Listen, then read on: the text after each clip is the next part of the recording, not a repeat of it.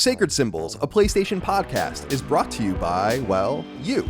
If you want to learn how to support our show, go to patreon.com/laststandmedia. Greetings and salutations. Welcome back to Sacred Symbols Plus, a PlayStation podcast supplement. This is, I think, episode 100. It actually, I think, is episode 100, but I'm not entirely sure. My name is Colin Moriarty.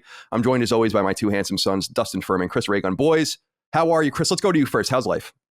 Good. I'm at that point where I feel like I desperately need a haircut, but I don't want to spend the 20 minutes that it would take to just sit in a chair and not be able to do anything. Sure. Other than possibly awkwardly communicate with my barber, who is a fascinating creature who speaks English that I don't understand. Not because he has an accent or anything, but because he just says, like, it's like he has all these turns of phrases and idioms that, like, I don't think anybody has ever heard of, or I'm pretty sure he's convinced that everybody's heard. But what's his name? Oh my God. I shouldn't say because it's the name of his thing. That's true. But you know what I like? I never did it, but I always wanted to do it. Was like those apps or those services where someone will come to your house and cut your hair, you know, like they'll do it's very expensive. That's why I never did it. But like they'll come to your house at a certain time and bring all their stuff and do it for you. But you pay like 4 times more, you know, than if you were going to go there. That's kind of wild. I didn't even know that was a thing. Yeah. My whole thing is imagine anything. And that is in fact a thing. That's kind of what I've learned at this point. I don't think I've ever come up with a unique idea in my entire life at this point. Well, guys. Oh, wait, I'm sorry, Dustin. We haven't heard from you yet. How's your life? I'm doing all right. We're just kind of, going into another week. It's busy because I'm going to be working remote at the end of the week. So I'm like getting things ready because I have a new laptop. So I'm like making sure that I'm able to effectively do what I need to do. But and the other thing I was going to say is that I'm glad, we cleared up the episode name confusion. May or may not have been my fault because what happened was you read from where it says like how many episodes of Sacred Symbols Plus, right? Right. That's where I always read from.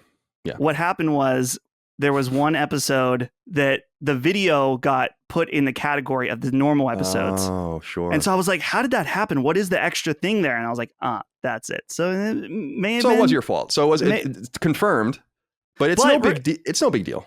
Remember what Chris said. It is my fault, but Chris also said you could also just remember. That's true. A few weeks ago. I'm not going to. So remember. I'm willing to take. Come on. Most. I'll take all the blame. Actually, I'll take all of it. Numbers that's hard.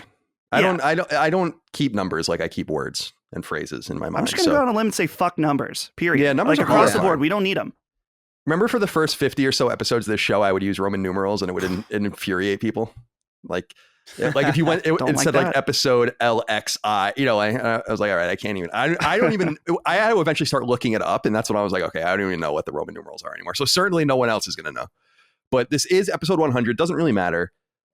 Today's episode, though, is a long time in coming. So let me say this. Beginning in July, because we're put this up at the end of June.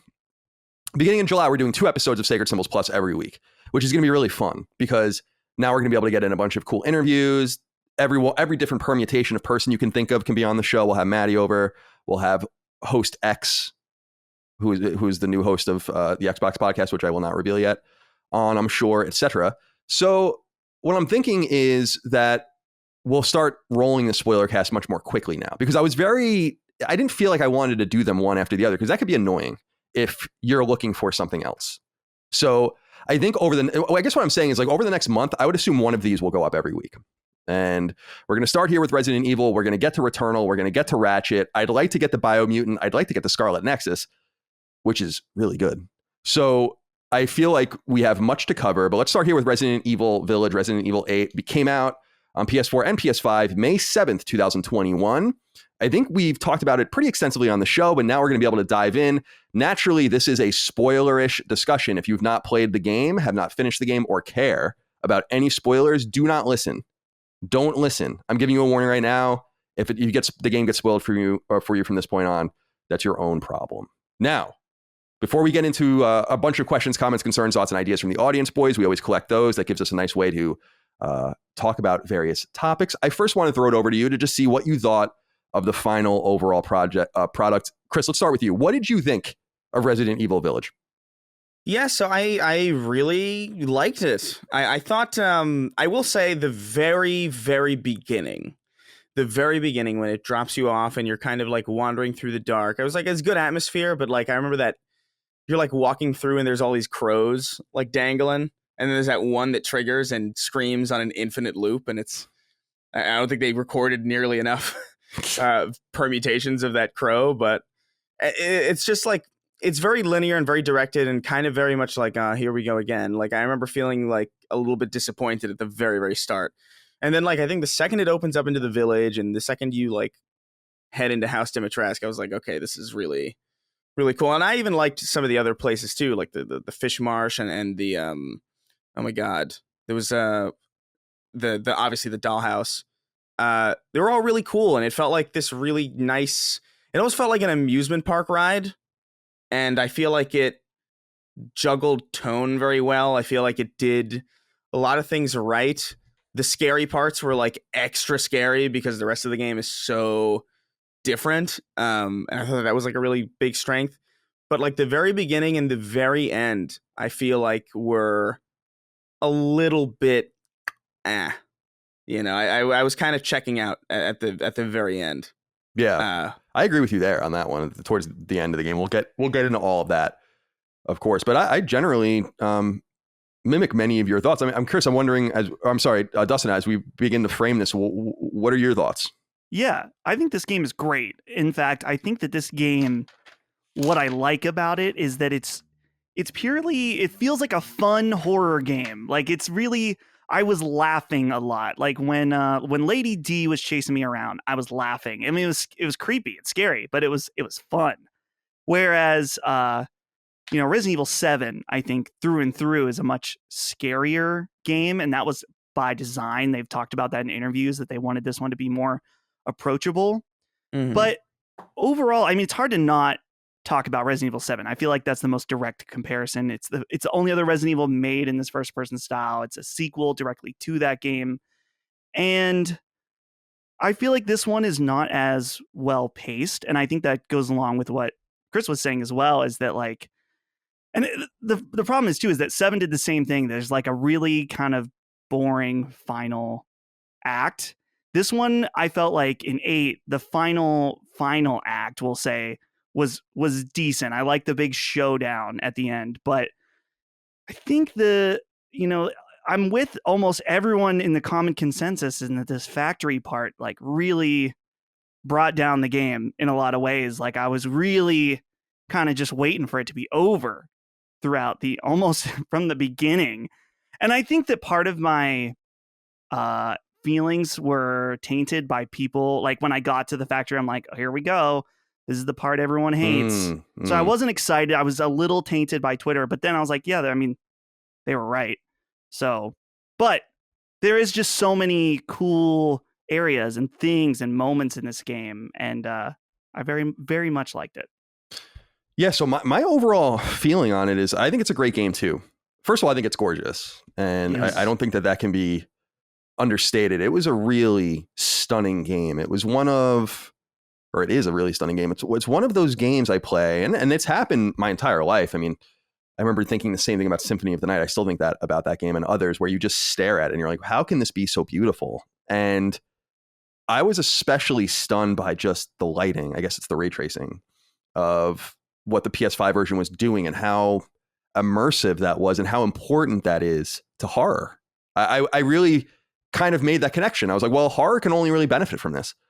I also want to give a shout out to the PS5 version, and I heard a friend of the show, Moore's Law is Dead, told me that even the Xbox Series X version of the game loads way slower than the PS5 version. For some reason, the PS5 version is just incredibly snappy, and you really note it. Even though I will say that there are many design choices, a la Duke's Elevator, a la Long Corridors, etc., where you can tell that the game is trying to give former versions of the game room to buffer. So I will also mimic that. I feel like they could have taken the disparate parts of this game, put them on a board at the studio when they were designing it and saying like, these need to go in a different order. Everything here is fine, but you need to put this in a different order. And I that happens with games all the time. That happened famously with Uncharted 4. and others where you can kind of just move shit around. And we've talked a lot about Beyond Two Souls, the Quantic Dream game from 2013, where they actually went in for the PS4 version and made it so you can change the order of the chapters yourself. So I know that game devs know that that's a really important part of it. But I think overall, I think it's a really great game. It was really fun. I like the first-person perspective for Resident Evil. I don't necessarily need it. I'd be interested to see if they go back to a more third-person style for the next game. Obviously, they'll do that for RE4 Remake as well. But overall, I think it's a very positive experience. I thought it was really great. But there are certainly problems, and it's certainly not my favorite Resident Evil game. I still feel like 4 would take that. I think 2's better. I would say even 7 is probably better. But it's certainly... And I should say I've played every Resident Evil game, mainline Resident Evil game, except for 6. So I can't speak to that one. All right. So, guys, I feel like because this game relies upon both our experiences, but also kind of a history with the franchise and just a bunch of things. There's a bunch of things we can talk about here. So I thought the easiest way to frame this would be to just reach out to the audience and see what they wanted to talk about. And so I've gotten, I don't know, let's see, like probably 15 inquiries from the audience that I think will give us 15 nice paths to walk down as we explore and talk more about Capcom's game here. So let's start with Logan, who wrote into us and said, "Hey guys, I'm excited to hear your thoughts on RE8. I went in expecting to enjoy it, but not love it, and I was very much impressed. It's hard to pick which is my favorite between 2 Remake and 8, but specifically, I'm excited to hear you guys talk about the Beneviento House segment. I endured that segment and haven't felt as scared and apprehensive playing a game as that part made me in a long time. My only complaint is I wish it was longer. It gave me a little bit of Silent Hill vibes, and I loved that. The body horror and the fetus monster, the focus on the relationship between the baby and Mia, the dolls, and the mental health aspect and the hallucinations reminded me so much of PT and Silent Hill 2 in particular. It inadvertently got me so much more excited for Kojima's Silent Hill rumors, hashtag I want to believe." So this section of the game is renowned already. And it's funny, guys, because when I got to this point, I'm sure you guys wouldn't have noticed, but on Twitter, I don't often tweet pictures from my console. But when I got to this, you turn the corner and you see the house.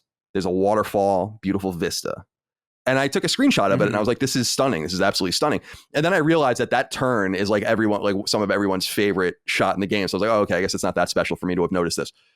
But I enjoy this section of the game as well. Chris, what did you think about Beneviento House? Oh, I loved it. I think, this is what I was kind of talking about a little bit before, where it's like this section was terrifying. Like, it was so much scarier to me than any part of 7.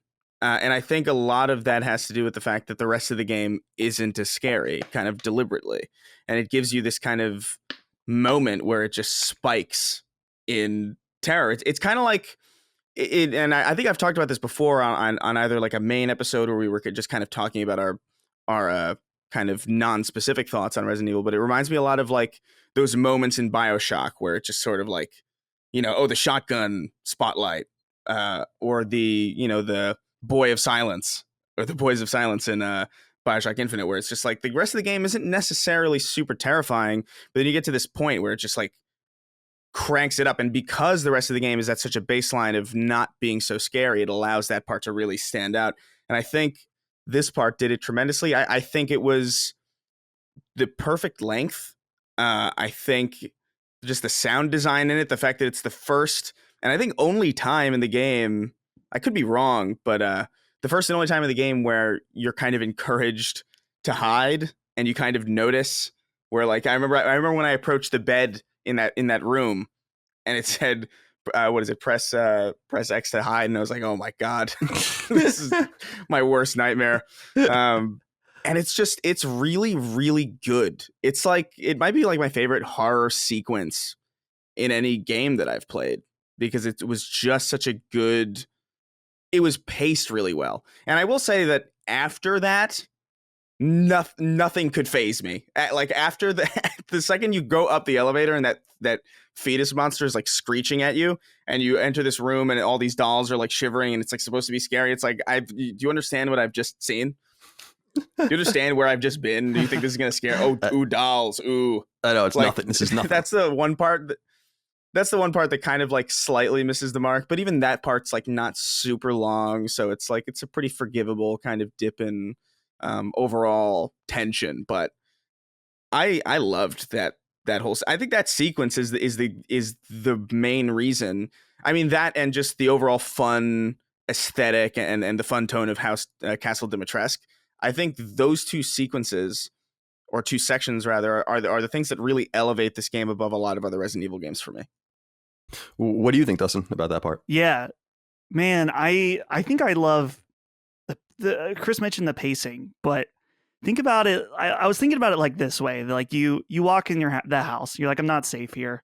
There's fucking dolls everywhere. Someone's gonna try to kill me. This is bad. And then you eventually make your way downstairs and you find the weird doll and you start doing all these puzzles, and it keeps going where nothing is happening, and you are increasingly paranoid because you know you're playing Resident Evil, you're playing a horror game. It's like, this is going a little too long for this game not to fuck with me.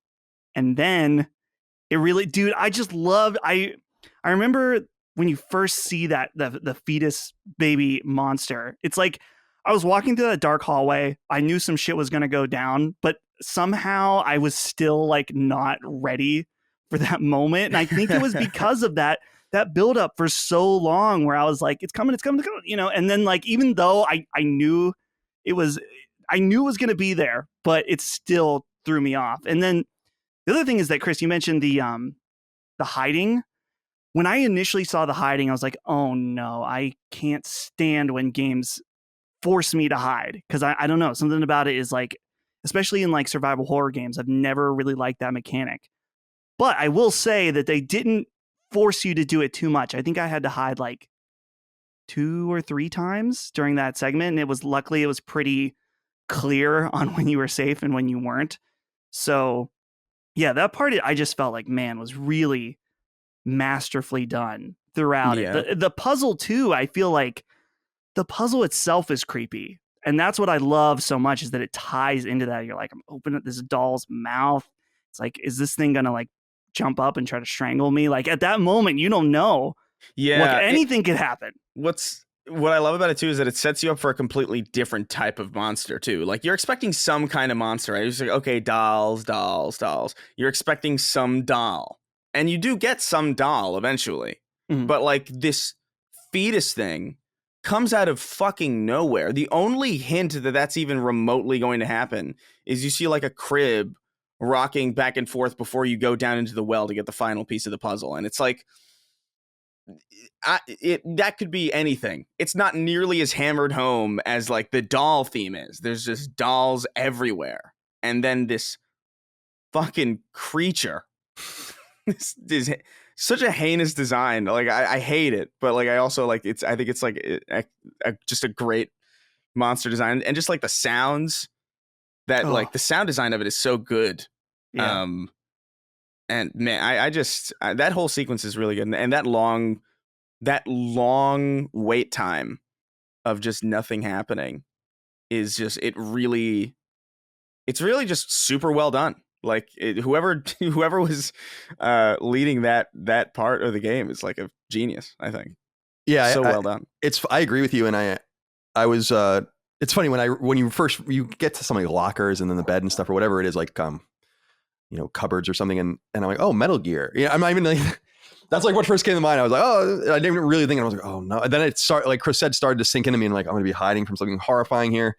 And what I liked about this house the most was not only the whole chase and hiding, and I died a couple times just because I needed to look at it because I wanted to see the death animations and stuff, but also I like how the game didn't succumb, and actually doesn't very often succumb to conventional boss fights. It's like you're fighting a doll at the end, and you're basically obliterating it. It's just you have to find it and kind of go through this puzzle boss fight like thing, but it's not like the baby turns into.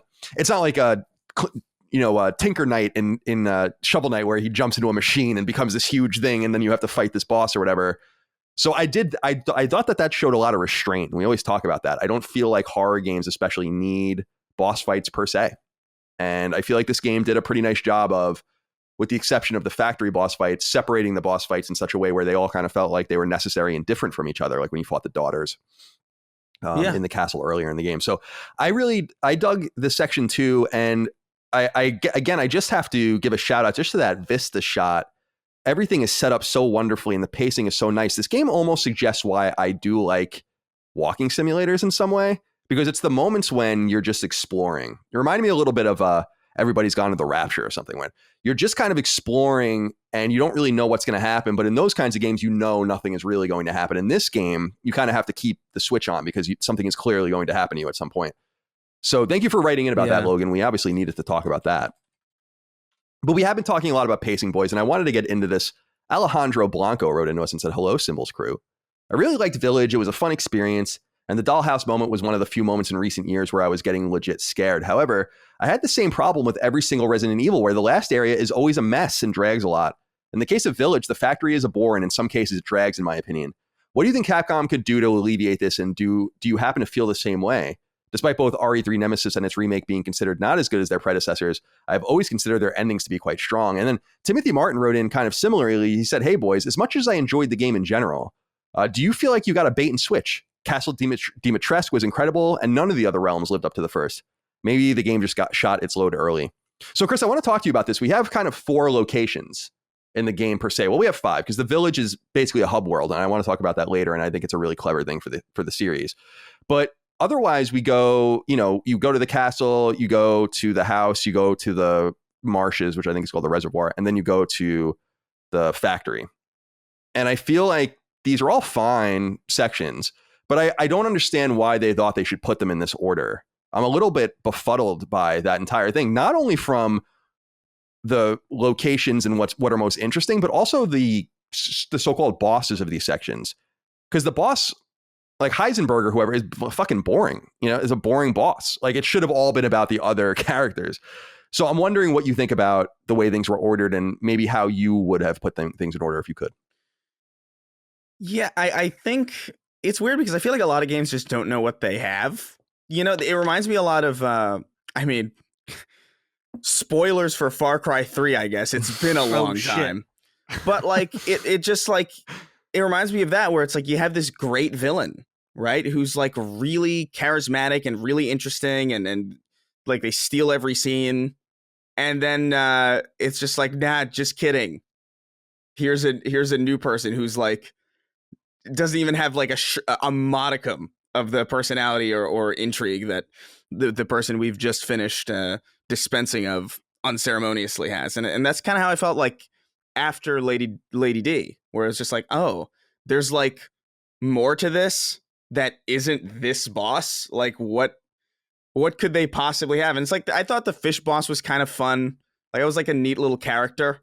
And the doll as a level was super cool, but I didn't give a shit about the doll lady. I didn't give a shit about I thought Heisenberg was acted terribly, to be honest. Like, I couldn't stand his voice acting or like anything about him. Like, I just thought he was super boring. Heisenberg feels like a bad Jack Sparrow cosplay in a way. Like, something about him is just kind of like in that Sea of Thieves trailer where they had clearly someone else playing Jack Sparrow. He's what did you think, Dustin? I was curious. What I'm sorry, Chris. I didn't mean to cut you off. Chris, go on. We didn't mean to interrupt you.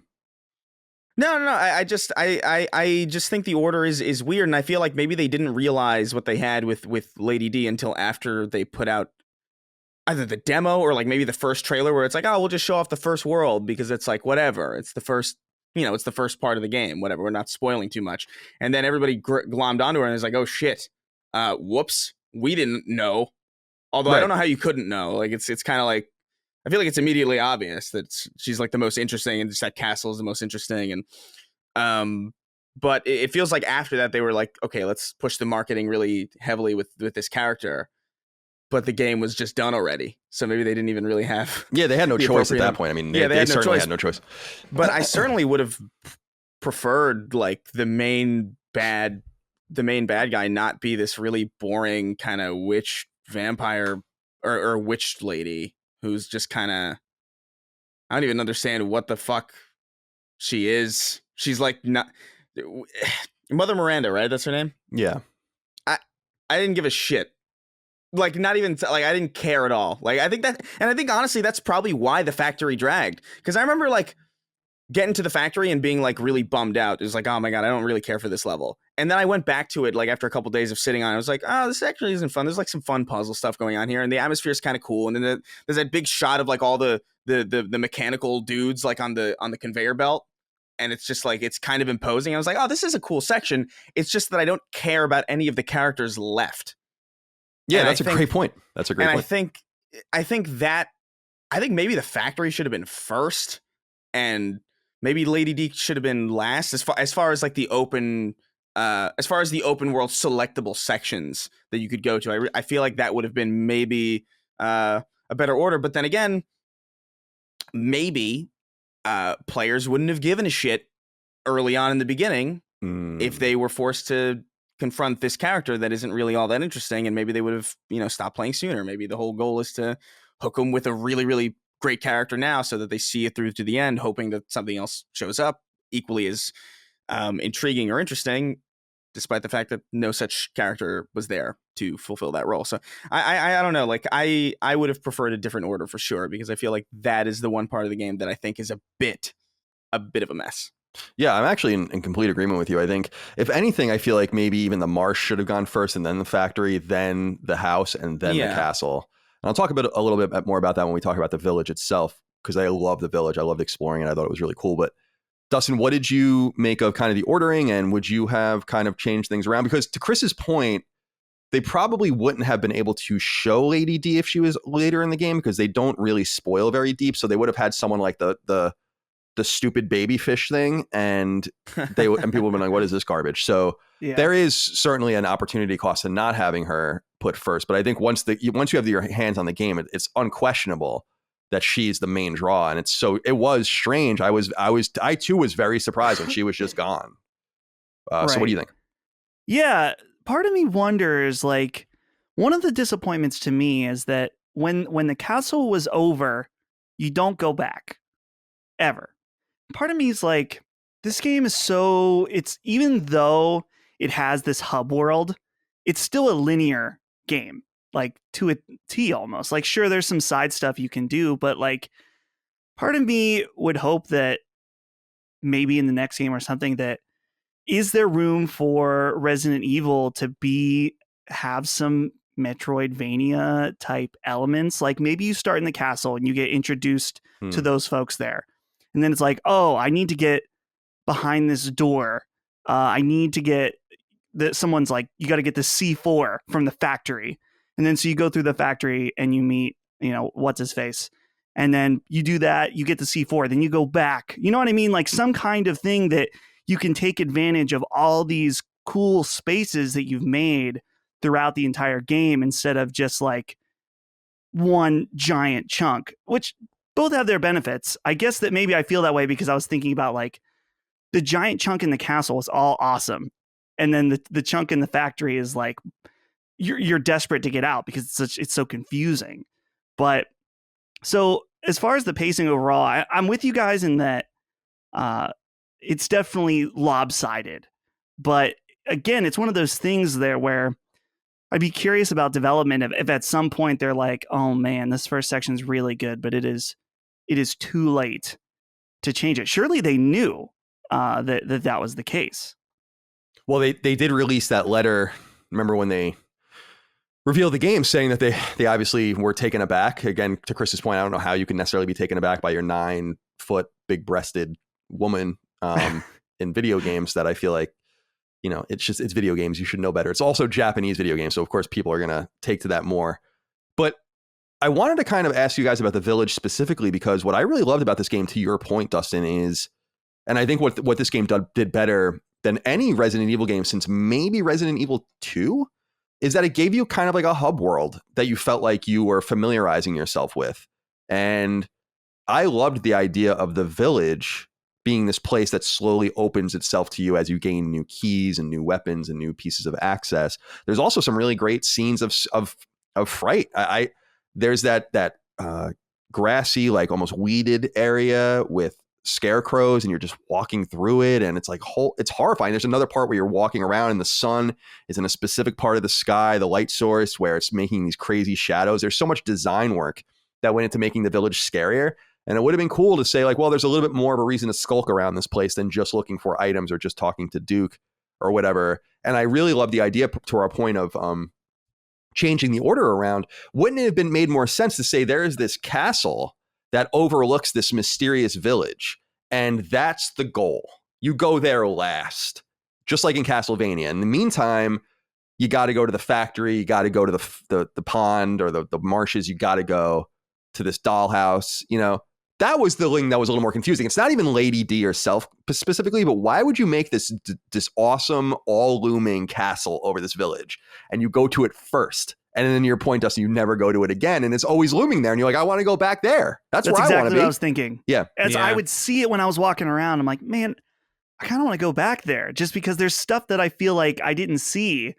And now I don't. Can you go back even to just explore? I think they cut it off. Yeah, I think you can. Don't you go to the roof at some point? But I think that it might even be through that sequence, right? Like, right. Yeah, you can't. You can't go back into the castle and explore, which is so strange. I wonder if that has anything to do with like getting it out of the cache or something. So the rest of the game loads or something, or if there's just no reason for you to go back. But I hate when games just lock you out of places for no reason. It's a huge pet peeve of mine.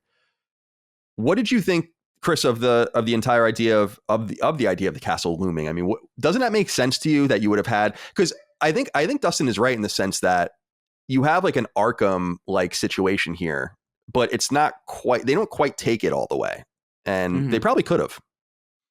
Yeah, I mean, I felt the same way. Like every time I would like be walking around the village, I would see it in the skyline. I'd be like, damn it. Like that was such a good part of the game.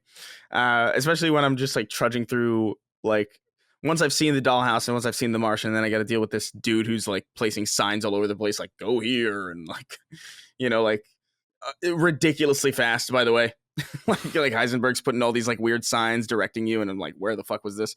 And then you just see the castle and you're just like, dude, fuck. That was such a good. It almost made you nostalgic for the game you're playing while you're playing. It was a very, very bizarre feeling. I don't think I've ever gotten from a game like this before. But I think we were talking about the village, right? Like I think I like the design of it, even though ultimately I think it's ultimately just the mansion formula just applied to an outdoor space. It's like, yeah, okay, you need keys. You go to, instead of a room, it's a house, and you sulk around, you find a key for the gate. And instead of just like a normal door in the mansion, it's a gate to access this new area of the map.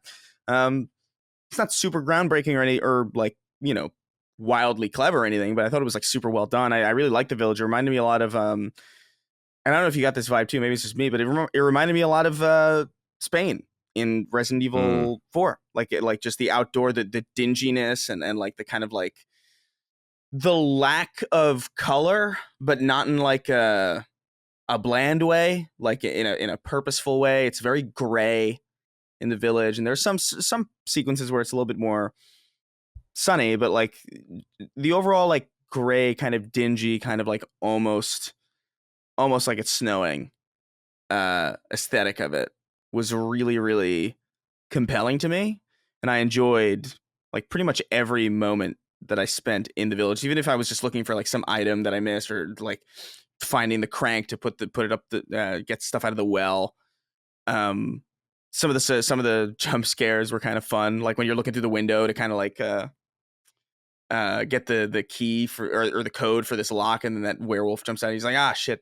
It's like it's kind of cheap because it's a jump scare, but it was kind of also like I remember laughing because it was like just like fun. It was because you knew something was gonna happen. Like, you don't ask people to stare at a certain place for too long without scaring them in a horror game. But I thought their approach to it was like really good and really fun, and it's a really good testament to how scary things can be in the middle of the day. Like there's not a lot of. I mean, usually you associate horror movies with like, and horror games, like, dark and darkness. And there's a lot of darkness in this too. But the fact that they were able to make broad daylight imposing is really cool. I don't know many things that can do that, really. Like even most horror movies that try that, I feel like really, really fail like miserably at doing it. So it's a testament for sure to be able to make that scary, because at no point in any of the other Resident Evil games, like outside of like maybe 4, but 4 even wasn't really scary, it's heavily relied on darkness. 2 remake, super reliant on darkness, and just really cool, the design of this village and the aesthetics of it too. And to add to that, Chris, I think what the village, we're talking about light and dark, is I like that inside a lot of the homes in the village are dark. So you get this like dual, like it's bright outside, but then when you go in a building, it's a little harder to see, you know, what's going on in these buildings. For example, you mentioned that part where you have to look out to find the code. There's a part where I went into a house and then a pig came running at me and I nearly pissed myself. Like this fucking pig, which luckily then I was able to just completely slaughter him for scaring me. And so I could take his bacon or whatever to make soup. But I think that's maybe what makes it work so well is that they're able to do that contrast. Yeah, you're able to kind of like pace your own horror experience in like a unique way. Yeah. And it's fucking good. Like it's just really well done. Yeah, I guess I just because I agree with you guys in some way. There was so much, not in some way, in many ways, there was so much storytelling in the village too. Like just a lot of environmental storytelling and a lot of questions. And I know I said it on the regular show on Sacred Symbols when the show came out, but I think one of my favorite things about the game too is just this Eastern Orthodox, Eastern European, almost Gothic feel that is going on. It's just unexplored in this space. A lot of it takes place in America. We have Spain and Africa. But this is a place rife for horror. I mean, this is the birthplace of Dracula and all of the monsters and mystique that come along with Transylvania and everything. And so I like that it seemed like it was bleeding into that space, which, as the audience knows, I love Gothic horror. So it seems like it was totally bleeding into that space. And I have to give them props for that too, because the castle itself almost felt like a character. But again, that goes back to why I was so disappointed that we couldn't just see more of it. And maybe it's just because maybe they were just like, oh, it's too Castlevania to do this. It could be, and now that Castlevania isn't super, as far as in video games anyway, it's not like the universally acclaimed juggernaut that it used to be. It's like, it's very much like, we have the anime, I guess, but maybe they felt more comfortable setting a game there now that it's not as much of an instant comparison that your average player might draw. I mean, your average person playing games probably right now has never even touched a Castlevania game. Which is that's absolutely true. Yeah, that's absolutely true. But one thing I will say, this is like completely out of nowhere, but that fucking creepy giant Muppet dog thing. That creature design is awesome because it looks silly, but like I was terrified of it every time it showed up. Like it had like these googly eyes, and you had to like I fucking hated that thing. And it's also wearing these like weird shorts that like, what the fuck is this creature design? It's so goofy, but like I don't want anything to do with it. I was gonna it's funny you brought that up because I was gonna ask you guys next. Shamara Lomax wrote into us about this and said, "Greetings, gents. While everyone literally went crazy over Lady D." Excuse me. I'll read that again. "Greetings, gents. While everyone literally went crazy over Lady D, to me, the real star was Heisenberg. I loved his personality, sympathized with his reasoning for wanting to take revenge on Miranda, all while building a monster army at his factory ready for a hostile takeover. Which one of the four lords were your favorite? Love and appreciate all the content." I think we can even expand this to beyond the four lords. I have a list here from what is it? Oh yeah, this is from, let's see, game8.co. I don't know what that is, but you have like the daughters and Lady D. You have the baby. You have Donna, the doll. You have Salvatore Moreau, who is the kind of, touched in the head creature. You have Urias, who I think is awesome. That's like the bearded dude with the hammer. And then you have Heisenberg and you have Miranda. Chris, do any of these characters, I mean, I think we all kind of tend towards Lady D in some way, but does anyone else kind of, and I know we talked about the baby. I don't know if we would really consider that one of the lieutenants, but did any of them speak to you on any level beyond that? I don't know. I appreciated the aesthetic and the design of them, but like I think as far as like a character goes, like I think Lady D was like the most interesting one, and I think that's not really all that unique of an opinion, but I think it's objectively the most interesting character. I just think it's a Voss situation again, to me, sure, where it just feels like, wow, what a great what a great character. And then they're just gone, and you're just left to be like, what the fuck? Like I was trying to understand what the hell was happening because Resident Evil is like kind of convoluted. It's like a mess. Yeah, narratively. Like narratively, it's not a game that I can say that I know a lot about. Like I don't necessarily know a lot about the lore. Like I remember like the main stories of like some of the main games. It's like I understand, and like I understand Umbrella is doing crazy shit, and I get, you know, Wesker as a person, and you know, like, but like really what I'm playing Resident Evil for is for the horror experience, and for like maybe interesting characters to interact with, like in 4 with like the merchant and that weird little Napoleon boy, and and you know, there's like there's a lot of character in Resident Evil that's beyond just the overarching lore and the overarching narrative, and like to me that's like kind of like why I go to them. And even just like the family in the last game, sure, which was like super interesting as well. Lady D to me was like the one that was super interesting. That hammer dude was cool as shit too, but like that was he was almost more of a set piece than he's like a mini boss. You know? Yeah, because there are a few of them. Because I have to give a shout out too. And Dustin, I don't know if you even remember. I'm sure you might, but the character Sturm is actually really cool too. It's the character with the huge propeller. Yeah. I was like, this is kind of a cool. This is almost like a fucking Mega Man boss, but yeah. To me, I was like, this is. I actually really liked that because I was like, this seems nuts. This seems like a Resident Evil character to me. Did any of them speak to you apart from what we had discussed already? I mean, do you want to give a shout out to any of the others? I will shout out, even though I agree in some ways with Chris about Mother Miranda, in that I think that they kept the mystery on her. I would have liked that they made her more interesting throughout, because there was glimpses of things that I thought were really cool. I like this idea of this village worshiping this strange entity. I liked how in the church they have very like Eastern Orthodox feel. And then when you see her, like I'm looking at the picture of her at the end, and she's got all the wings. She has like the metal halo. And I think that imagery looks so cool that it blends the Eastern Orthodox, like almost Christianity look, especially with the halo that she wears. And it's cool, this idea that there's this remote village, that there's this immortal woman who has kind of created this religion around her, and she's kind of copped the style of the Eastern Orthodox Christianity.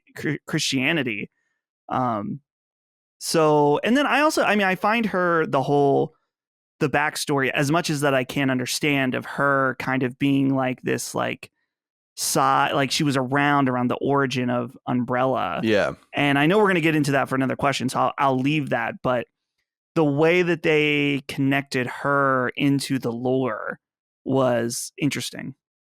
Well, we'll go into that right now. GameSimp wrote into us and said, "Hey boys, the game is absolutely fantastic and serves as an incredible love letter to RE4." I actually agree with that a little bit.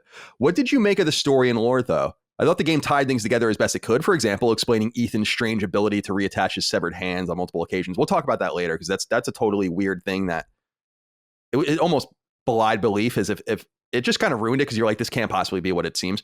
Perhaps most clever was connecting Miranda and Spencer, the founder of Umbrella, as former friends and peers with different visions and goals for bioweapons. The Umbrella symbol being inspired from the village's stone pedestal was a nice touch as well. So that's one thing I did want to bring up, because that is cool. When you start the game and you start seeing Umbrella symbolism, what you assume is that Umbrella is here, or Umbrella has been here. And that's actually not it at all. Their Umbrella logos in the stone inspired the Umbrella logo. And that is actually neat. When I figured that out, I was like, oh, so the story is that Miranda was like, I guess, worked with Oswald Spencer, who founded Umbrella. And he's even mentioned, I think, in the first game. And a lot of people had been like, this is so stupid. Like, why are you connecting all of this together? But I actually liked how they did it. I thought it was pretty neat. But to Chris's point, also, I don't know. First of all, I don't know I probably know it a little bit better than Chris, but I don't know the lore very well, like a real Resident Evil fan would. So I can't speak much more to it than that. But I did dig that. Chris, did you like that? I love that reversal, because you see obvious Umbrella logos everywhere, and you're like, oh my God, like, stop hitting us over the head. I get it, and like there's this huge stone monument and there's these little things on doors. And then when you figure out that it's like, oh, Umbrella robbed its logo from this place. I thought that was kind of neat. personally. Yeah. No, I think it's cool, and to be honest, it's probably the most I understood about what the hell was happening. Like this. I think the second, like we talked about, but like the second you reattach your hand, I'm just like, all right, I don't know if I should pay that much attention to what's going on, because I don't know if they're really going to be able to satisfactorily explain this. And they don't. Like, to me, it's a very bizarre reason. I don't know if we want to get into that now. Sam Torstenbow wrote into us and said, "Hey, Daddy and the boys, what's up with all the violence that happens to Ethan's hands and forearms?" So, as I understand it, it has to do with that the fungus, the megamycete or whatever that they have there, and that it's a curative thing, I guess. That's what Miranda discovered and then infused herself with. Is that right? I mean, Dustin, is that how you understand it as well? To my understanding, because that's one of the big twists at the end, is that Ethan at the beginning of Resident Evil 7 was killed by Jack Baker. And so he is like fully a mold boy, I guess. And so his powers go beyond like some of the other people that have infected by the mold, which I'm either not remembering or it's not explained like why this specifically happens to him. But to me, it was like when his hand first gets chopped off, I'm like, okay, so he has some kind of mold shit going on. I just don't know to what extent. I almost felt like it was like, it almost presented the answer like slightly too early to me when that happened. Though I feel like I'm wondering if you had not played 7, if people would have just been like, what the fuck? Like, yeah. So yeah, that's how I understand it. I remember when I was streaming it, there was some bullshit that happened. Oh, he got his heart ripped out. He gets his heart ripped out at some point. And I remember just thinking, like, I remember saying out loud during the stream, it's like, what is happening? He's like a mold boy, isn't he? He's like made of mold or something. Like he's entirely mold, because that's his heart. Like I can suspend my disbelief, I guess, for the sake of a video game, if you lose your hand, because it's like interesting imagery and then you need your hand for like animations and shit. Like I get it, whatever. But like the second you go out of your way to rip somebody's heart out, the only thing that I could think of where it's like, oh, he's just the mold. Like, did I get that right? And I was like, I didn't look at the chat, but like I was totally fucking, and it's just like, all right, well. Yeah, I think what's happened is that, per Dustin's point, when he's killed in real life, the mold is what revives him. We just don't know anything about its provenance yet until the end of this game. And now I think it's going to be maybe shot off to his daughter or to Chris. I don't really know like what goes on from here. We'll talk about that in a little while, I guess. Did you guys like Ethan? Did you have did you like this character?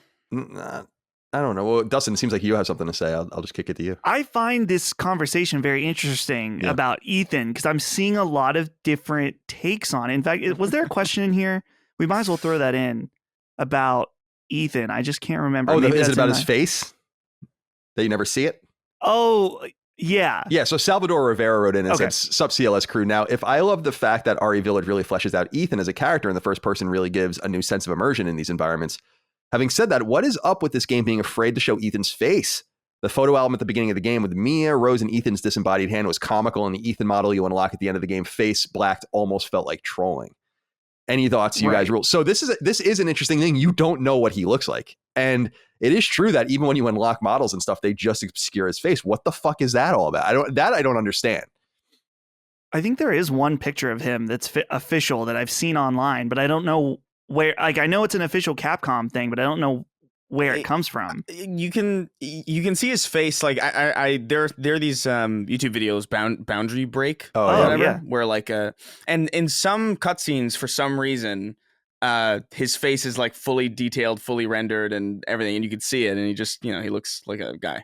Do you think that this? I mean, my take on this, Chris, was, are they just trying to make you him? Like, are they trying to say like, oh, he's you, he's anyone? I don't know. Maybe that's it. I don't know. I think so, but then why even go through the trouble of making a detailed render of his face? Yeah, I mean, that's a good point. I don't know. Well, that's the weird thing, is that I think this game doesn't do a good job of, it's somewhere, they made him more of a character in this game than 7. because of the story, but they weren't willing, like, just put him in it, like, I don't know, show us his face. I don't know. Clearly, I feel like they were having some kind of struggle of like, is Ethan an audience surrogate or is he a major component of the story? Because initially he was just kind of you in Resident Evil 7 with some light details, like you're trying to save your girlfriend or your wife or whatever and go. Whereas in this one, it's like, oh, he's a mold boy. He can communicate with other mold people. Like he talks to the girl from Resident Evil 7 at the end. And that's, we'll talk about his daughter because I've thoughts, theories. But we'll talk about her now. Okay. What do you think? Well, that's kind of what I'm wondering, is that I got the idea at the end. So Ethan's fully a mold boy. He talks to I can't remember her name, Evelyn from Resident Evil 7. And also in Resident Evil 7, he's able to talk to the Bakers after they're dead because there's some kind of mold memory, or their conscious are still within this mold network, which then Chris goes and blows up the mold at the end of 8. And that's why Ethan dies, because the mold network or whatever is no longer around. I'm just trying to like accept the logic of the game. Right. Yeah. But then his daughter, when they, they're going and visiting the grave, she mentions that she has powers that are, insane, like that Chris doesn't even know about. Right. Like, okay, so is she a mold girl now? Yeah, she's being accompanied by them too. That's important to note, is that she's not been able to live a normal life or anything. Which part of me wonders, like, the way that, people talk to people's graves after they're gone. That's a normal thing. But I'm like, we've seen people talk to other dead mold people. I can't say it. We've seen that in this. So maybe Ethan will play a role in the next game. I kind of think that Rose is going to be the villain of the next game, because she's already pushing back against her current life under whatever the shadow. Maybe you'll play as Chris or something. That would be kind of cool. And you'd have to kill her. Yeah, which would be a nice full circle thing as well for the series. But yeah, that's good. That's good insight, Dustin, because it is a little nebulous. And actually, I'll just read this one now. Ollie Reynolds wrote into us and says, "Hi, gents. I hope you're well. I'm starting to get mighty frustrated with Capcom's stubborn insistence on tying new RE games to past entries. Granted, the callbacks in RE Village were minor, but the nod to Oswald Spencer just wasn't necessary, and it really feels like Capcom and the fans, to an extent, simply can't let go of the past.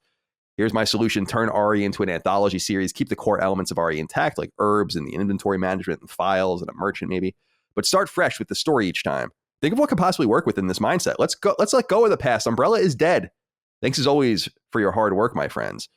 Chris, what do you think? Do you think that this will solve problems for them if they just maybe take a more Final Fantasy or even Dragon Quest, for instance, is it's a JRPG series, but it is shown in threes. The games are tied together in threes, and Final Fantasy obviously has their spinoffs, but they're all kind of independent of each other. Do you think this might be the better way so that we don't have convoluted conversations like this? I mean, probably, but like at the same time, you're probably right in that, if something lasts this long and you just need to have all that prior information to make sense of anything, things are obviously going to be a lot harder to follow. But at the same time, like, it's also super rewarding for people who have followed it. And as somebody who barely understands anything about it, I still had a really great time with the game. And even some of the weirder choices that were made as a result of them having to find ways to tie it to the original, mainline story, I think a lot of those choices that they were forced to make ended up being weird and kind of almost emblematic of the tone of the series anyway. Like, I almost wonder if you could have a Resident Evil that is just really straightforward. I feel like that, not that convolutedness is part of it, but like, I just think it leads to a lot of quirky decisions with like narrative and character that in a fully rebooted, like new, built from the ground up reality would make so little sense, and would be almost even more confusing. Sure. Like the fact that we're even talking about Mold Boy Ethan and the Mold Network is funny. and maybe it's not supposed to be, but it's definitely very Resident Evil. And I feel like if you got rid of that, I feel like you'd almost have just a generic horror game to some extent. Not that Resident Evil is just about it. Obviously you have, herbs, inventory management. The merchant, I think, is a pretty big staple at this point. That's partially why I feel like this game is like a lot of Resident Evil 4 love just thrown into an RE7 framework. But I almost don't know I think it would solve the problem of having convoluted conversations, but like, I almost don't know if that's really worth solving.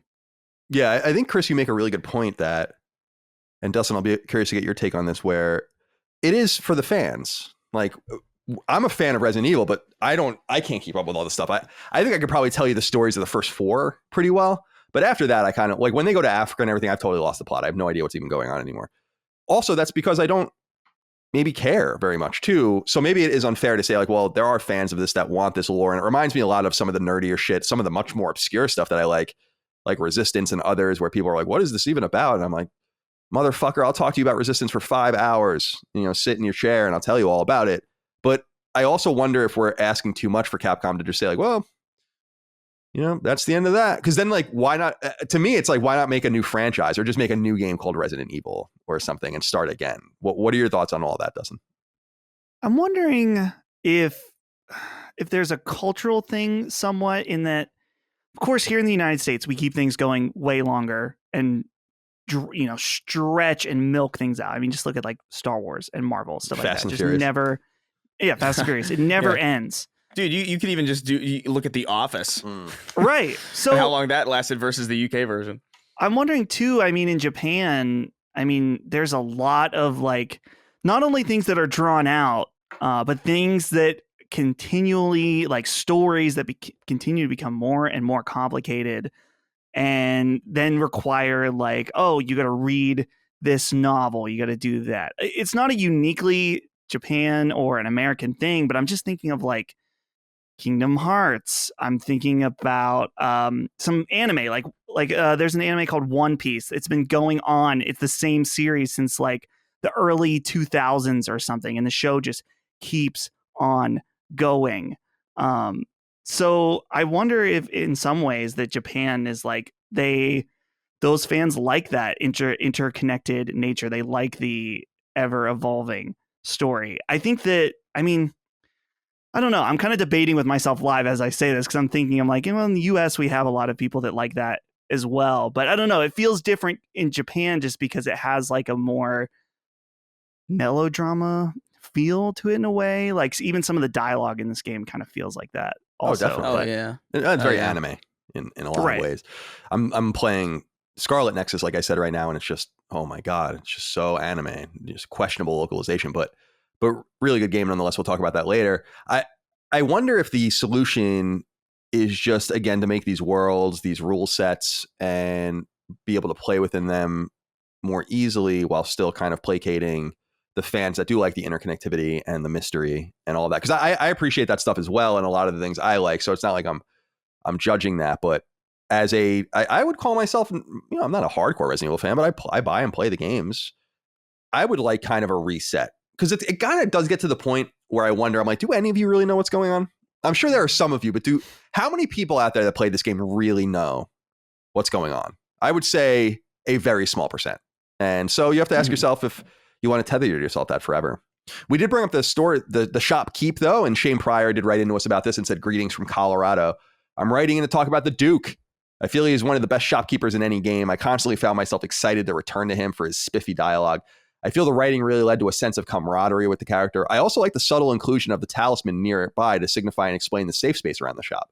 Do you feel the same about the Duke being the GOAT of shopkeepers? So, like Chris said, this is a Resident Evil 4 throwback, I think, in a lot of ways. In fact, I love when he's like, what are you buying? A friend of mine used to say that. Or so. It was a very, very cool ode to RE4. Duke is cool, and there are weird things that I didn't notice. I don't know if you pointed this out to me, Chris. Was it you that pointed out that he gets fatter every time you see him or something like that? There's someone pointed out to me that he actually like grows. And I don't know if that's true or not, but I was like, oh, that seems like something that would be real. But I loved his whole collection of goods and sundries and stuff. And he's a gunsmith and he's a chef. And yeah, I don't know. What did you think of that character? Yeah. I love him. I think he's great. Like he's also massive. Like not even just fat. Like he's a giant. Like I think he's bigger than Lady D, like taller. Yeah, he's huge. Just crazy. Like you don't really get a sense for it because he's always like sitting at like an elevated space above you. I think the only place you really see him level with you is in the Heisenberg's elevator thing when he's like kind of like on the same or at least closer to the same level as you. But usually he's like sitting like way up there in his cart, and it's just like what a massive character. And yeah, his voice acting is great. I love how like when you walk in him, sometimes he's sleeping. And he's like, oh, fuck. Yeah, he like rolls forward sometimes. It's very cute, like the way they do it. I dig him a lot. Yeah, he's a very good shopkeep, a worthy successor to our merchant. Yeah, a lot of mystery too, right, Dustin? Because I even like the end when he's driving you in the carriage, and he's much more involved in this story than he seems. I actually haven't taken the time to read too deeply about it. I also didn't find every piece of intel, so there could be a piece of intel about him or whatever. But it seems like you're eager to contribute here. No, I was gonna say I don't like him because he's promoting fat shaming, and we can't have that in our games. That was a thing though on Twitter. I'm sure there were people that were. I'm seeing. I remember I saw something about that, and now I'm seeing that there are actual articles of people talking about that. Good. So, of course. No, I think he's great. I like. He just has so many interesting little quips, like when you're making the food and stuff like that, and I'm trying to remember, like he'll like say like, "Oh, you'll really need this," or something. I don't know. He is like a nice, charming presence, which is just kind of a nice feeling when you see him in his lustrous body in the distance. You're like, I can feel safe for a moment, and that's always a good feeling. But I'm curious about his backstory because I just saw when I was searching his character, there's like full YouTube videos. I'm seeing this one, The Story of the Duke Explained, all hidden lore. So I got to know the lore behind the Duke. Yeah, he's an interesting cat, obviously. So, and I like how to the fat shaming thing, I like how the food aspect is actually kind of hidden, and then it actually brings that in. So yeah, of course this fat fuck wants to also cook you food or whatever. So I thought that was pretty cool too. And I like that whole element, that role playing almost element of collecting the different animals and the goods, also putting together the different goods to make them more valuable to sell. I thought was pretty cool. So yeah, there's more to know about him. Yeah. And his lines of dialogue whenever you bring him back, like specific pieces of specific items, like just the shit that he says. They're just really, I don't know, he's a really good presence in the game, and I think the game would be like sincerely like exponentially worse without him. Like I think he really does a lot to bring levity to the constant just stress. Yeah, well, you're right. I'm sorry. I was just going to say too, he's like a piece of safety almost for the character, which I really dig. Dustin. Yeah, no. So Colin, this is from your favorite website that saved one of your games for Vita, The Gamer. Oh, thank you, Resident Kirk. Evil Village's Duke represents a tired trope of fat shaming. Resident Evil Village looks fascinating, but the Duke represents a tired trope, making fat people greedy or bad. I never felt like he was greedy or bad. Me neither. He fucking saves you. He's just a merchant. Yeah. He wants to make some coin, that's total. I mean, that is just searching the bottom of the bottom of the bottom of the barrel for anything to say. But I will say this, because Reaper X22 wrote into us about this, about loot specifically in regards to him. Hello to my favorite daddy and his sweet baby boys. I have a minor criticism about the way virtually every enemy you kill immediately drops loot once they are defeated. In most RE games past, you never truly knew if they were dead, always expecting them to arise once more, building a slight fear of constant dread. But in RE8, loot just drops even before they fall to the ground, taking away that suspense of, is it really dead? Do any of you share the same critique or even notice it at all? Thanks and stay well. I will say that I noticed that you were relying in this game much more on making money than at any... First of all, currency is not even a thing in some Resident Evil games, but it seemed a little much where I was like, holy fuck, like how much money are you going to give me to spend? It kind of ruined, in some sense, the horror aspect of it, where I was like, oh, I'm going to make 400,000 more Ray or whatever it's called, lay, and then, upgrade my weapons. I like how you can't do it all in one run, and you also get stuff when you beat the game and you can go through again and again and so on.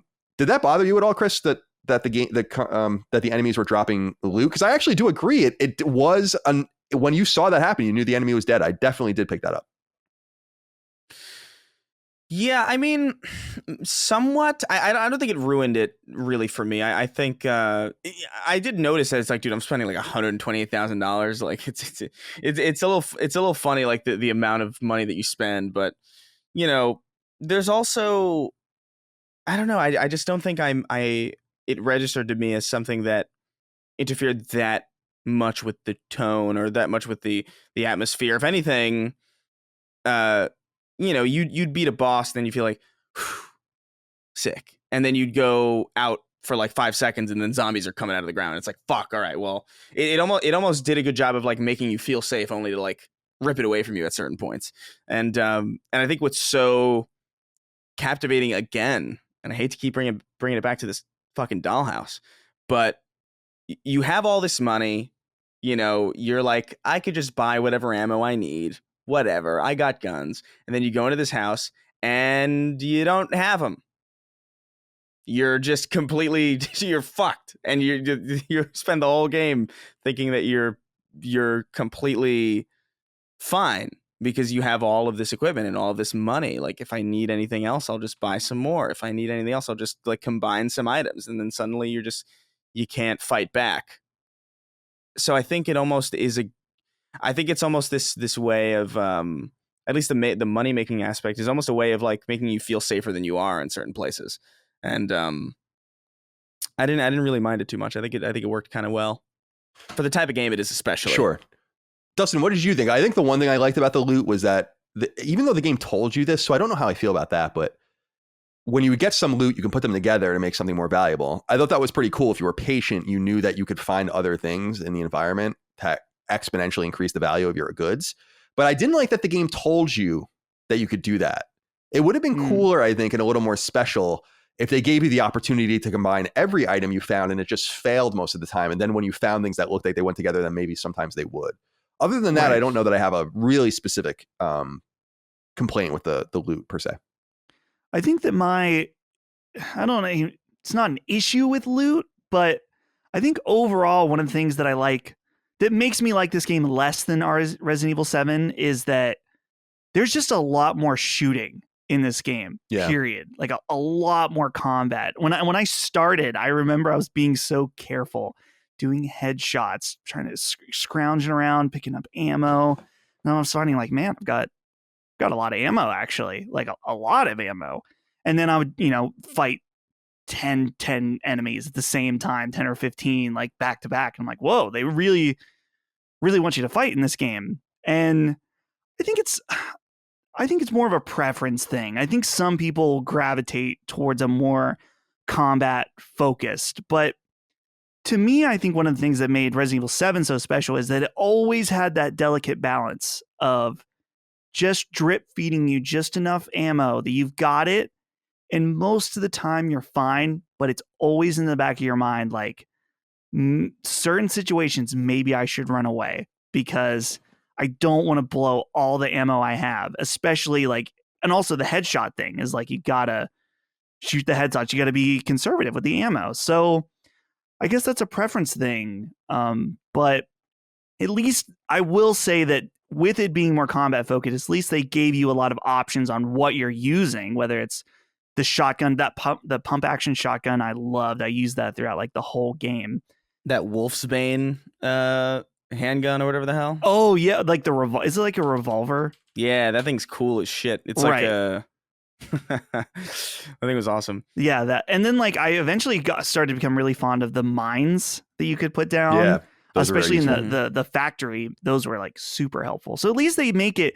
It's not that the combat's bad. I think I just like the dynamic of a little more scarcity. Yeah, I'm with you there. I mean, this has been a problem since Resident Evil 5 in my mind, and has only, maybe it's not that bad, but it seems like it's at least stayed the same or gotten worse. And I think it's just because the games are getting more popular. So I mean, they're not any worse for wear, I guess. But I agree with you where bullet scarcity, typewriters, and ink ribbons, and all that kind of stuff were part of it. It was all supposed to be part of it. And the one thing I will say, though, that and Chris, I'm curious about this. is I thought the game was a really appropriate length because it takes place in one day, and a lot of Resident Evil games do. It just felt like it would have been weird for it to take 20 hours. I played it pretty briskly, I think, compared to some, but I still beat it in like 10 or 11 hours. What did you make of that? Yeah, no, I think it's almost, arguably, I think it's almost a little bit too long. Only slightly, not like in a Red Dead or Death Stranding way, but just like, the factory dragged a little bit, and like, I didn't care that much about the ending section all that much. But I think the people who were complaining about the length, I just don't understand. Like, I think it was a more than satisfactory amount of time that I spent playing this game, and I enjoyed it, and that's really, I guess, if you want like a 50-hour fucking survival horror game, I don't even know how you would do that. That's the thing. I don't even know how you would. Yeah, I'd rather have 8 or 10 very polished hours in a survival horror game, especially. But there is a mode to this game that not everyone messed with. I did a little bit. I don't know if you guys did, but Cameron Box wrote into us about this as we begin to wrap up. He says, "Hello, gentlemen. I'm a huge trophy hunter. I platinumed all of the From Software games, Returnal, and a slew of others, but I think this game might be the one that breaks me. The Mercenaries mode in this game is absolute gonorrhea. I'm not sure you've looked at the trophies, but you need an S rank in all 6 stages. The problem is that these stages don't feel like they were designed for this mode, and so it doesn't feel kinetic or good at all. I've been stuck at 97% on the trophies since a few days after launch and platinumed 4 games since then, including Chris's favorite of the PS4 generation, Days Gone. I keep putting off going back to this mode because I don't feel like it is difficult that it's true. I don't feel like it's difficult in that it's truly difficult, but that it's so poorly designed because its success is contingent on keeping up a score multiplier, which is luck-based because they don't spawn half the time. More of a rant than a question, but I wanted to put that out there. So I did mess with this mode for a couple hours, probably when I was done with the game. And it's cool, but I agree with you, Cameron. The scoring seems really harsh, and it is going to ruin the trophies for a lot of people, including me. I'm not even going to bother because of these trophies. Dustin, did you mess at all with Mercenaries mode?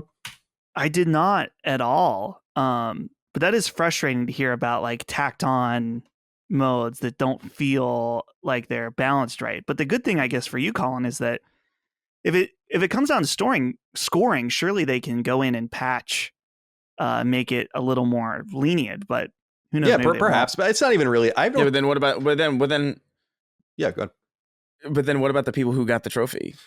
This is what's going on in the Returnal in the Returnal conversation right now, is they've kind of started to nerf the RNG a little bit in the game. Now people are more proud of their timestamps depending on when you get those trophies. But to me, Chris, did you mess with Mercenaries at all? No, not at all. Okay, so just to explain to people if they didn't play it, it's cool. It's basically just like enemies spawn and you're trying to keep a multiplier up and you get different weapons and items from Duke, and the more money you make and the better you do, you buy more and so on and so forth, trying to go to all these different stages. There's nothing special. I think it's just good replay value for people that maybe don't have the money or inclination to move on to another game, but certainly nothing you're missing there at all. Taylor Cassell wrote into us and said, "Hey guys, I've completed this game 5 times and as you can probably tell, love it. Do any of you foresee yourselves going back for unlockables or speedruns? Is that even something any of you are into when it comes to Resident Evil?" So of course, Resident Evil has a huge heritage, especially with trophies and achievements of 3-hour beats, using only the knife, no healing items. I mean, there's a million different trophies attached to this. Dustin, are you going to, not only for trophies, but just generally, are you going to go back and play the game again? I would like to. Yeah, most definitely. I played, Resident Evil 7, I went back and played it again years later, but I thought, man, that was actually really fun. I would like to play through this one again just because of all the new weapons and stuff. And the nice thing is, dude, that's part of why the length is great, is that low commitment. You can play through this game again in a weekend, no problem. Oh yeah, easy. And so, yeah, I definitely do want to play it again. I just, you know how it is, the pace of keeping up with stuff. So I was like, it's beat, put it on the shelf, onto the next thing. And then when time comes, I will return. Yeah, I agree with you. I think I would play it. I would say that I'll play it again in the future, but not any time now. Chris, where are you at with this? Yeah, I'm in the same kind of boat. Like, I would like to play it again, but like, there's so much else that I gotta keep up with. Sure. But it's definitely not a game that I'm gonna not revisit. I think it's just really good, and it's like a fun. And I think actually it might be better if you've played it already. Mm-hmm. I feel like it's one of those because it's almost like because the parts that drag, part of what's bothersome about bad pacing in, especially the later half of a game like that, where in the factory where you're just like, oh my God, part of the dread in that is not knowing how long that will last and not knowing how long you're going to be stuck in just this place that you don't like. But having a better handle and just knowing like, oh, yeah, this part drags, but it's only this long, or like, I feel like that in and of itself. And also it lets you spend more time in the places that you know are shorter, that you might have liked a little bit more, like the castle that some people might have breezed through, or the dollhouse that people might not have explored all that much. I think I'll definitely play this again. Resident Evil Capcom always does a nice job going back to the very beginning of giving people reasons to play. It's actually very old school. A lot of games don't do it that way anymore, where it's like you unlock things to use in new runs and you get scores and scores. It's actually a very old idea. And so I give them credit for that. But the final inquiry we have as we begin to wrap up, or we do wrap up now, comes from Harold, who says, "Hi, gents.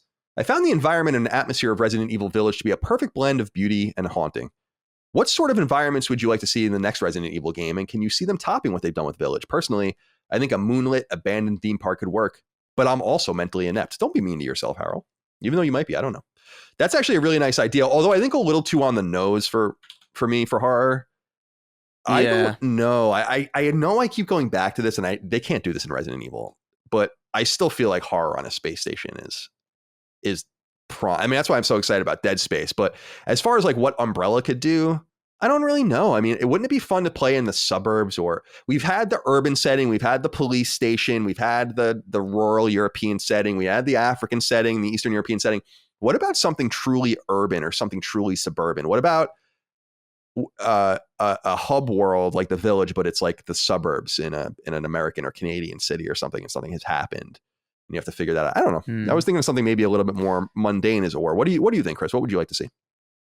Why not Japan? Ooh. There's all sorts of crazy like shit that you could probably do in Japan. Yeah, There's, Shinto like, and all that. Especially just be cool. Yeah, especially just like the I mean, even honestly, maybe it's just because I still think about how much I loved the aesthetic of Ghost of Tsushima, but like I could see like a horror game like with like that juxtaposition of all these like beautiful flowers and like, you know, these gardens with like immense color vibrancy and just juxtaposed with like horrifying shit. Like I think that'd be a pretty cool setting. I don't know what reason they would have to do that. I don't know the lore well enough to know if Umbrella could even really be there. Like I don't know. I don't know shit.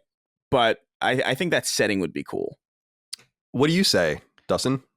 Chris totally stole my style here, and that's okay because it just means it's a good idea. You're both connected to the mind mold apparatus. That's the mold network. That's it. I think, dude, Japan.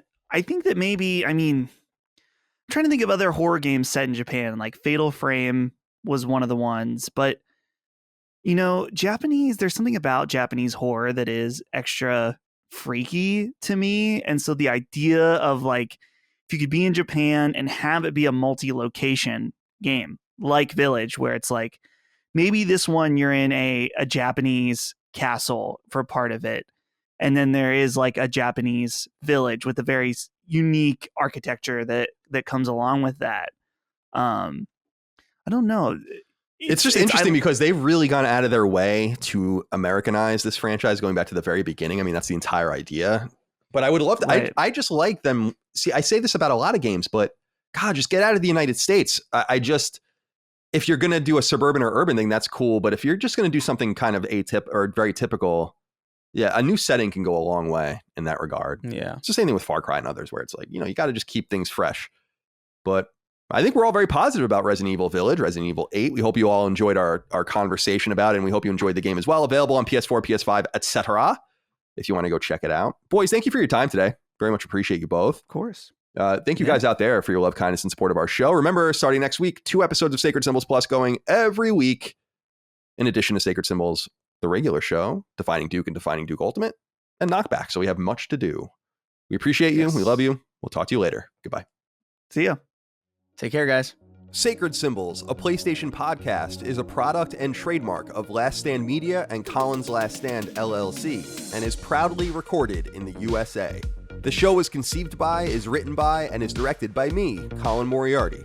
My co-hosts are Chris Raygun Maldonado and Dustin Furman. The show is produced by executive producer Dustin Furman. It's edited by associate producer Ben Smith. All of Last Stand's theme music is by my best friend, Ramon Narvaez. As you know, all of Last Stand shows, including Sacred Symbols, are fan-funded on Patreon at patreon.com/laststandmedia. The following names are at the producer level on Patreon, our highest tier, and we're grateful for your thoughtful and kind contributions to our independent endeavor. Thank you.